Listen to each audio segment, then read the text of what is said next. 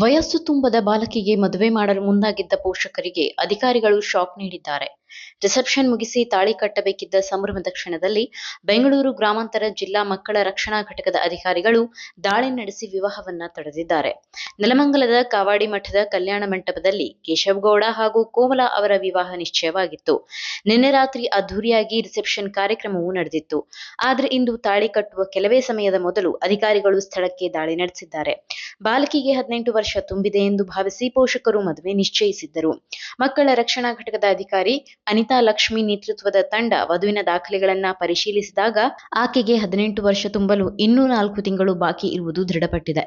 ಮದುವೆಗೆ ಈಗಾಗಲೇ ಸುಮಾರು 5 ಲಕ್ಷ ರೂಪಾಯಿ ಖರ್ಚಾಗಿದೆ ಎಂದು ಕುಟುಂಬಸ್ಥರು ಬೇಸರ ವ್ಯಕ್ತಪಡಿಸಿದ್ದಾರೆ. ಆದರೂ ಕಾನೂನಿಗೆ ತಲೆಬಾಗಿ ಮದುವೆಯನ್ನ ನಿಲ್ಲಿಸಿದರು. ಇನ್ನು 4 ತಿಂಗಳ ನಂತರ ಅದೇ ಹುಡುಗಿಯನ್ನ ಮದುವೆಯಾಗುತ್ತೇನೆ ಎಂದು ವರ ಕೇಶವಗೌಡ ಅಧಿಕಾರಿಗಳ ಮುಂದೆ ಒಪ್ಪಿಕೊಂಡಿದ್ದಾನೆ. ಮಹಿಳಾ ಮತ್ತು ಮಕ್ಕಳ ಕಲ್ಯಾಣ ಇಲಾಖೆ ಹಾಗೂ ಪೊಲೀಸ್ ಇಲಾಖೆಯ ಸಹಯೋಗದಲ್ಲಿ ಈ ಕಾರ್ಯಾಚರಣೆ ನಡೆದಿದ್ದು, ಬಾಲ್ಯ ವಿವಾಹ ಕಾನೂನು ಬಾಹಿರ ಎಂಬ ಬಗ್ಗೆ ಪೋಷಕರಿಗೆ ಅಧಿಕಾರಿಗಳು ತಿಳಿ ಹೇಳಿದ್ದಾರೆ. ನೀವು ಸಣ್ಣ ಆಗ್ಬೇಕಲ್ವಾ? ಅದು ಒಂದು ಉತ್ತಮ ಆಹಾರದಿಂದ ಸಣ್ಣ ಆಗ್ಬೇಕಲ್ವಾ? ಪ್ರತಿದಿನ ನಮ್ಮ ಜೀನಿ ಸ್ಲಿಮ್ ನ ಯೂಸ್ ಮಾಡಿ ಯಾವುದೇ ಸೈಡ್ ಎಫೆಕ್ಟ್ ಇಲ್ದಂಗೆ ನೀವು ಸಣ್ಣ ಆಗ್ತೀರಾ.